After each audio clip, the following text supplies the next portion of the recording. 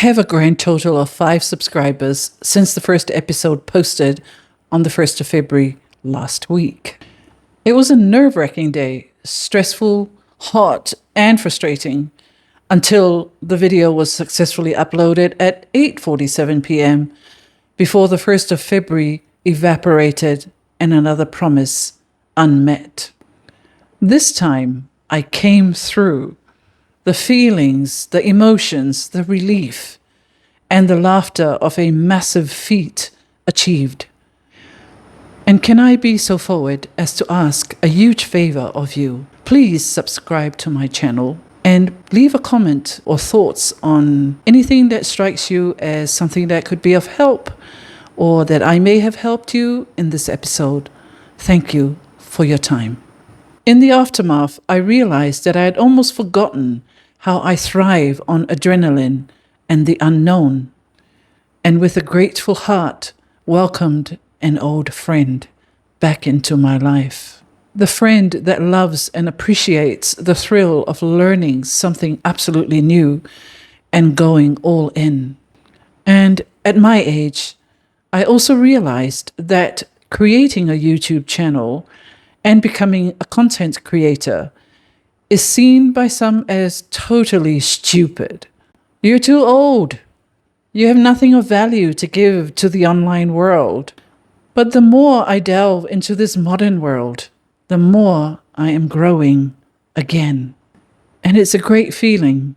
I'm learning and becoming in tune again in self-awareness and in this vast and intricate modern digital existence. I feel alive. It is my modern day photosy of life on the intraweb, so to speak, that of continuous learning to build and grow from the myriad of impact points that make you and I into these fascinating, changing persons who are always evolving. Because to not will be so boring. Because to retreat into the comfort zone is to die a slow death to nothingness. If we are to live fulfilling lives, we have to always be in the pursuit of deeply meaningful work. Work that doesn't feel like work simply because you love every minute of it. Isn't that what we all dream of for our lives? And do you ever ask the question, so why am I putting up with a job that sucks the life out of me? From when we leave school until we die, the seemingly ironclad reasoning of society everywhere, yes, even on my small island in the middle of nowhere, that we go to school, we pick a pathway for the rest of our life at the tender age of 17 or 18, and then stick to this pathway, earning whatever income that we can scrape together. And we become too scared to change the pathway. We find ourselves in a rut because we just don't see a way out of the rut, forever spinning our wheels and on and on and on, the miserable merry-go-round of our lives. I've discovered that the best time of my life when I become productive was when I stopped being afraid and average and jumped into something my heart wanted, even though my knowledge was minimal. And my peers and some friends and even some family members thought idiotic, even selfish. You see, it can be darned hard to see our way out of the mundane and the mindless. But if the seed of hope is still fluttering, stoke it. Prepare to make your exit to a life full of maybes and pain. But at least you can say, I tried it, and I will keep on trying it until I get it. If I build A, it would solve B. If B is solved, it means C is solved. And when C is solved, it means D is happy. And when D is happy, it means E is happy. Business, at its most basic level, is someone solving a problem for others. Think about it. I'm sure you have solved problems in different times in your life. It's the same in business. If you can solve a problem for someone and keep on doing it for a considerable time, of course with structures built into your business, you will do well. I built a business that solved a massive problem for hoteliers before internet became a thing. And what was that problem? Well, the hoteliers needed help to fill up their rooms with guests. The problem faced by the hoteliers around the country meant that the livelihood of these business owners were, to a certain extent, in my own hands. Of course, some business owners were downright skeptical when I approached them with a novel way of bringing tourists to their hotels. And because I was new, the commission level was minimal. I had no track record, just simply my word. Others loved my enthusiasm and trusted that I could make a difference to their business's bottom line and went all in with me.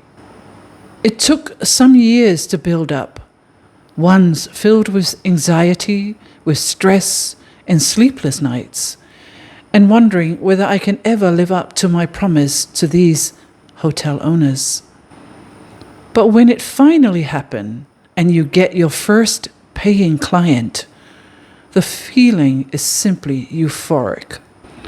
The business went on to make a big difference to so many other businesses and their entrepreneurial dreams. When I look back to the startup years and the evolution of the business and that of me, I realized that not only did I grow as a business owner, but I became more introspective about the direct impact of my actions and why I was doing it.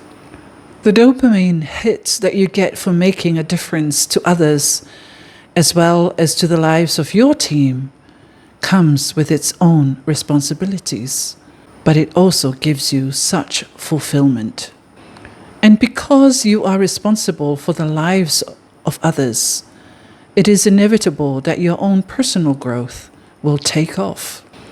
I became relentless in the pursuit of growing the business because I'd found the perfect formula for solving the problems of others.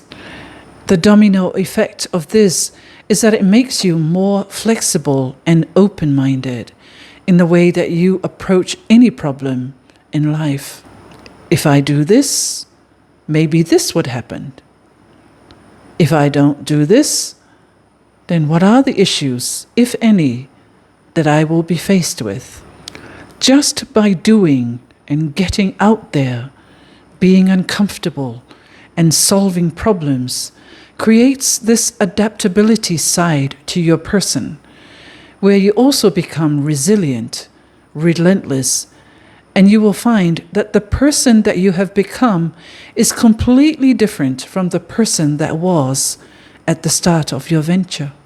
When you become a successful problem solver, along with the many failures, until you've reached a threshold of success, the person who is always growing will look back and pull apart the methods used to achieve success and untangling the fine weave to a mat to find the structure or the framework behind it all. You see, when I was plunged into the all-men sport of Fautasi, or longboat racing, as the lone woman skipper, there were several problems I had to solve, some immediate and others took time.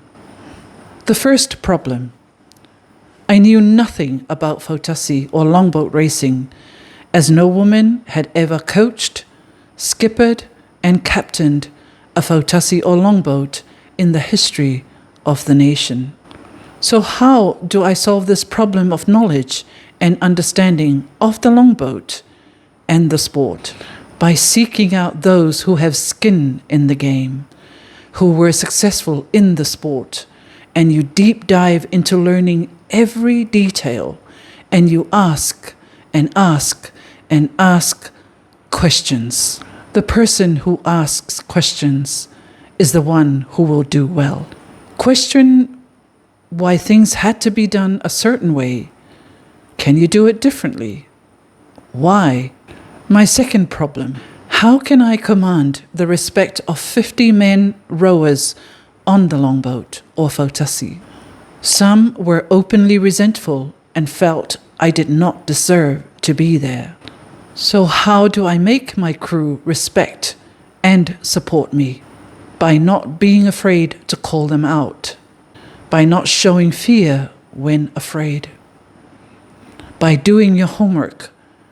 Study, study, study the game until you know it back to front and better than anyone else on the team. Solve problems with novel solutions. Don't be afraid to try new things when there's massive pushback from the men because they say it's always been done in such and such a way. Stick to your guns, and if it fails, own it. And when it works, celebrate it with them. My success in this sport of men, I attribute to one major gift in my life. At first, I didn't realize it, but eventually it dawned on me that I was intuitively comfortable and at ease with men. The gift is that I'm a mother of 4 sons, 2 adopted sons and 2 grandsons. I know deeply the psyche of a man. I birthed 4 sons, grew them from babies to children, from young adults to full-grown men. I know how to push them out of their comfort zone. I know how to have open and frank conversations with men. I'm firm, tough, kind, loving, and open with my sons, and I intuitively do the same with my Fautasi crews over the last 24 years. I have their trust, and I would walk over fire for every single one of them. And I know that being with me, they are safe. That is my edge, a cog in the winning formula. You see, I'm not unique. We all have a gift or gifts in our lives. You just have to become aware of it and use it to solve an area of your life or that of someone else. Fautasi, to build as one, is my lifetime philosophy that was built and evolved on a structured method through a beautiful racing sport. And we will go into this deeper on another episode.